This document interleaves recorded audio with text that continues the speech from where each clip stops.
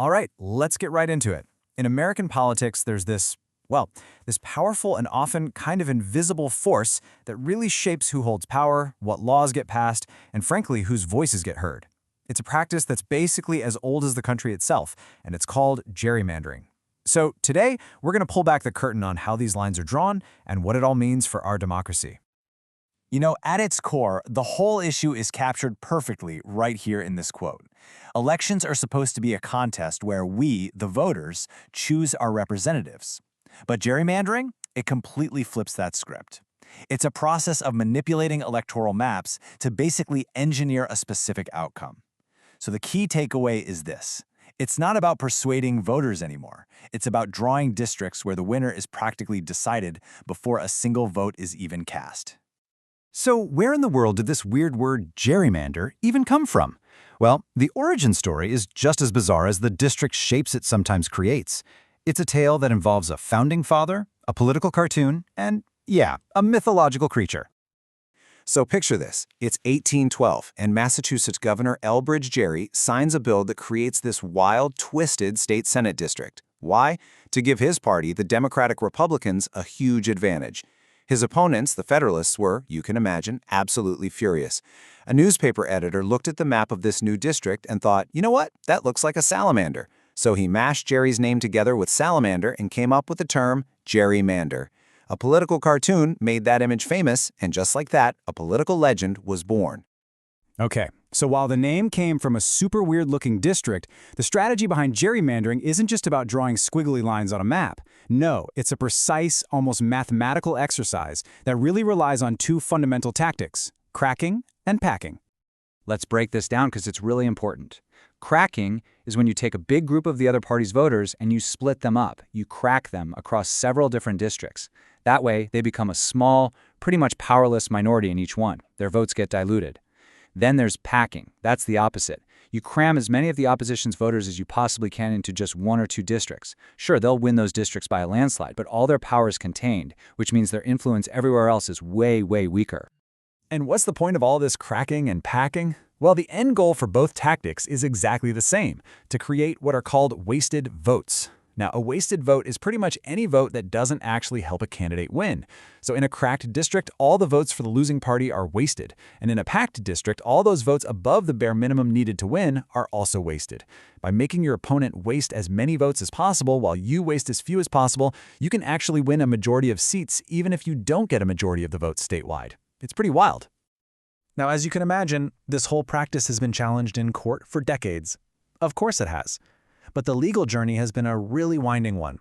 The Supreme Court once famously described the whole issue as a political thicket, like a dense, thorny mess that judges have often been very hesitant to get into. For a really long time, courts just stayed out of it. But in 1962, a case called Baker v. Carr changed everything. The Supreme Court said, okay, we're stepping in. Federal courts can rule on this stuff. Then, a few years later, the 1965 Voting Rights Act specifically outlawed drawing maps to water down the power of racial minorities. But the whole landscape shifted again, big time, in 2019.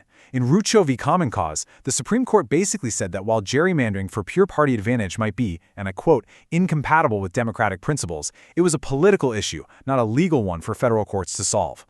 And this is where the legal fight gets incredibly tricky.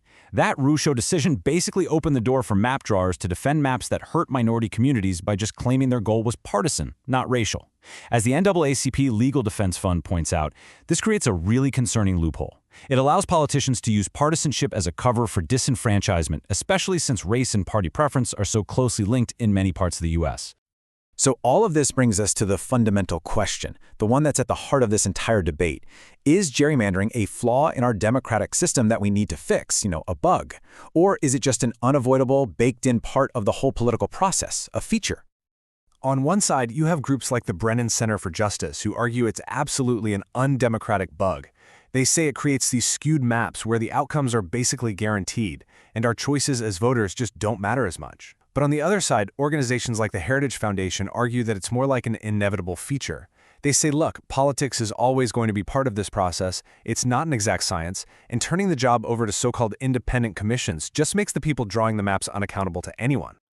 So why does this huge fight seem to flare up over and over again with such regularity? Well, it all comes down to a single number: 10. Every 10 years, like clockwork, the U.S. Census gives us a new picture where everyone in America lives. And as soon as that new data comes out, the battle over drawing the lines, over cracking and packing, and ultimately over who holds power, it starts all over again. So, given the incredibly high stakes and the fact that this fight just keeps repeating itself, the question of reform is always on the table. What are the potential solutions people are proposing to try and make this whole process fairer and more representative? Well, there are three big ideas that come up most often.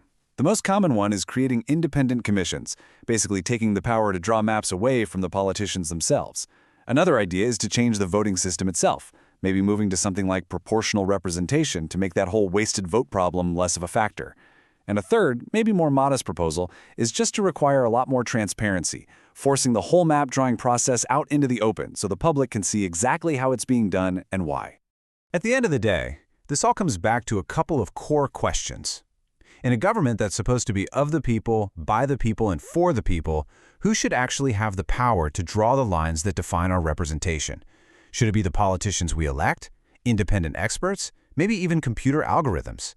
And as we try to navigate this political thicket, how do we make sure the final map actually reflects the will of the voters and not just the ambitions of the people holding the pen?